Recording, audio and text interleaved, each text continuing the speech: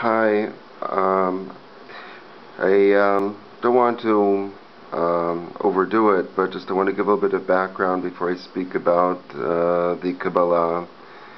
That I was in a couple of yeshivas. First by Reb Shlomo Freifeld in Far Rockaway, and I learned with under a very great Rosh Yeshiva, Reb Naftali Yeager. Afterwards, I was at the Mir Yeshiva. I learned under Reb Shmuel Birnbaum, and I learned a lot of Masechtas, pretty good Masechtas, Chulin, Ketubot, Yevamos.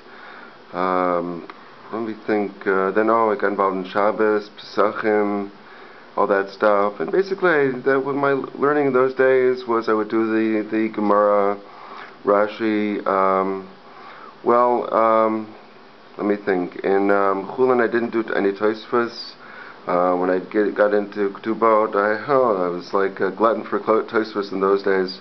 And then I got to the Mir Yeshiva, and then I started, when I was doing Shabbos, I was doing more of the Marsha, the Marsha Ha'aroch, and along with Poskim Mosko, the tour. We did a lot of tour then, in Parakira especially, things like that, and eventually got involved in the Kabbalah. So that's sort of my background. I was learning Kabbalah there with the son of Reb Shmuel Birnbaum, Reb Leibel Birnbaum, very great Oved Hashem, not just a Talmid Chacham. So we were learning the Kabbalah, the Eitz Chaim, and then later on I went to Israel. So I have some background, so this doesn't sound like I'm just coming out of nowhere. So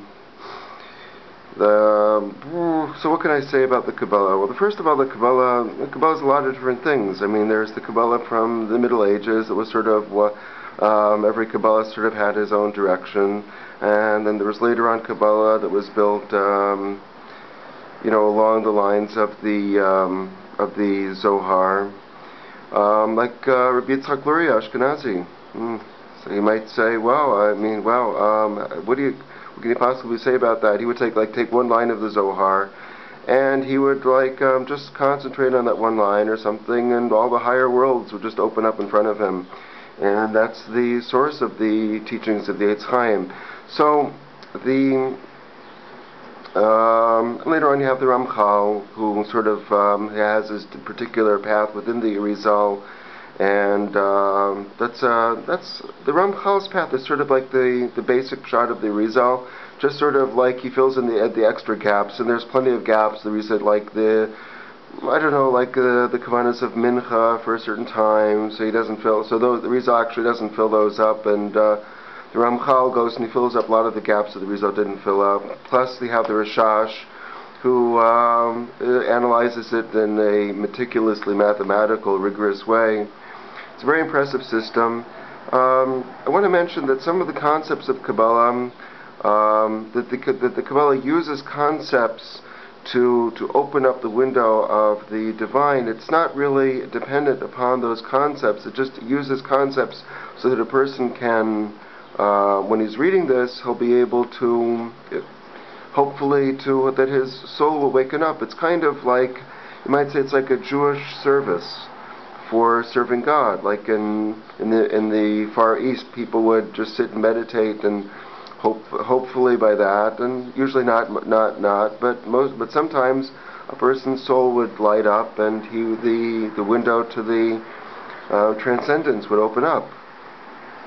So in the Jewish way, the window to transcendence was, the Jewish service to God is generally learning Talmud, learning Mishnah, and then you get into the Kabbalah, and hopefully if a person's in tuned and his deeds are virtuous and his mind is properly attuned, and he has no false motives, then the divine can open up. But of course the problem with that is then that these books are so powerful that the divine might open up, and if the person's not pure enough, then the divine can open up, and he finds himself sort of the wrong type, like the klipot, the evil side opens up or something for him, and he doesn't know about it. So there is this sort of danger in it that I do want to mention. However, I would like to give, hopefully in my I want to give sort of a series of introductory ideas about I want to deal with Immanuel Kant, and Fries, and to show sort of the connection or the possible interpretation of Kabbalah along the lines of the school of thought of Kant Fries. Not that Kant Fries had anything with Kabbalah, but I want to sort of show how it's possible that the non-immediate, non-intuitive knowledge does relate to the type of knowledge that Kabbalah was trying to open up. Thank you very much.